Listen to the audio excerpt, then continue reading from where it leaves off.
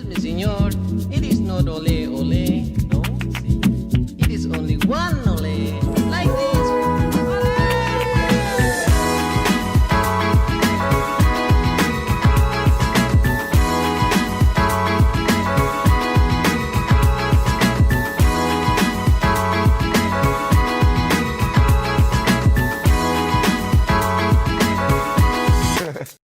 Nama saya Vita, usaha saya bergerak di produksi tenun, spesifikasinya tenun Lombok dan juga batik pewarna alam.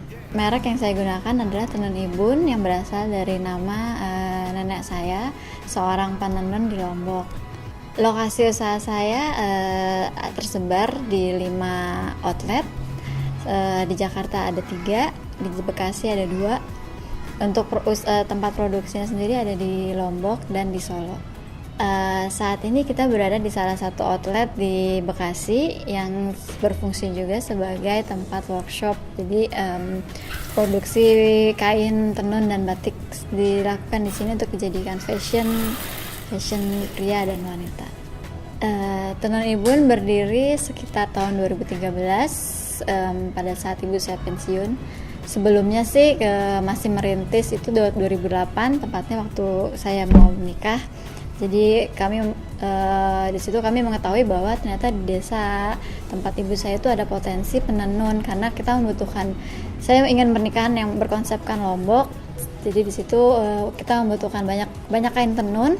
Kemudian kita pulang kampung mencari, tadinya mau beli, ternyata di situ banyak penenun. Jadi akhirnya saya pesan sendiri motif yang saya inginkan dan warna yang saya inginkan sesuai dengan konsep pernikahan saya. Kemudian habis itu berkembang, di 2013 baru dijadikan UD dan alhamdulillah lolos seleksi masuk ke Sarinah sejak 2013. Usaha ini sebenarnya didirikan oleh ibu saya dan keluarganya, kemudian saya. Ibu saya pensiunan PNS.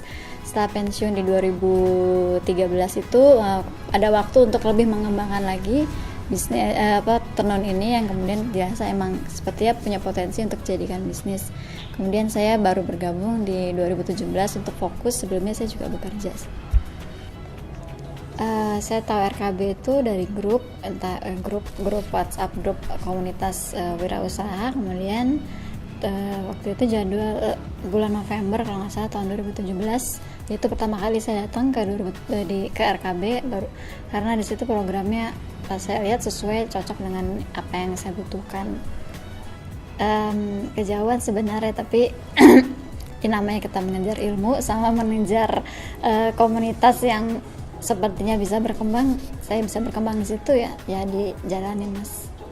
Perkembangan yang sangat saya rasakan sangat drastis bergabung di RKB 2 bulan terakhir ini, di mana saya diajak bergabung di event yang sangat besar, pameran kain dan craft ya yang sangat besar di Jakarta, di mana ternyata emang itu adalah pasar saya yang paling pas. Jadi alhamdulillah peningkatan omset sangat terasa.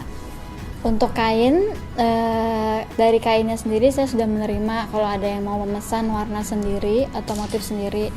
Kemudian dari produknya sendiri untuk jadi fashionnya, kalau mau custom bisa juga, karena saya juga punya penjahit sendiri dan tukang ukur sendiri.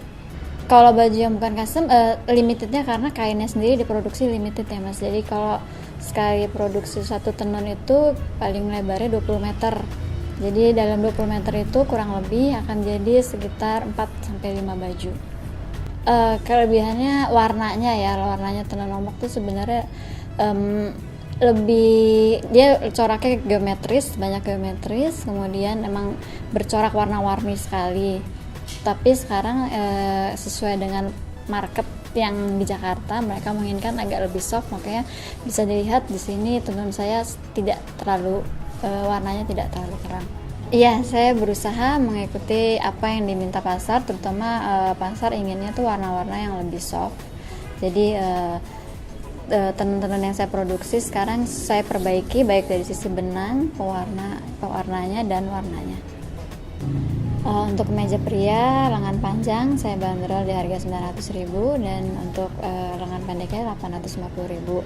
Sementara kalau untuk fashion perempuan agak sedikit bervariasi, mulai dari 500 itu yang biasanya kombinasi, hingga di atas 1 juta untuk yang full. Pasar yang cocok saya temukan di bazar yang lokasinya di Jakarta Selatan dan di outlet saya yang di Sarinah. Yang paling ramai di bandara. Dari Desember 2017 kami terpilih sama Sarinah untuk dibawa ke bandara, salah satu brand yang dibawa ke bandara, dimana di situ peningkatan penjualan juga sangat terasa. Dari sebelumnya paling hanya sekitar 1-2 baju di Sarinah menjadi bisa sekitar 5 baju. Omset paling besar kayaknya malah justru pada saat awal berdiri, mungkin karena zaman itu pun berbeda dengan sekarang ya, jadi sekitar 40-50 juta sebulan. Tahun 2000 sejak saya pegang sekitar 2016 sampai 2017 sampai sekarangnya masih sangat-sangat sulit. Saya rasa mungkin karena ekonomi masyarakat juga, kemudian juga banyak barang murah dan banyak saingan sih, kayak jadi menurunkan omset kami.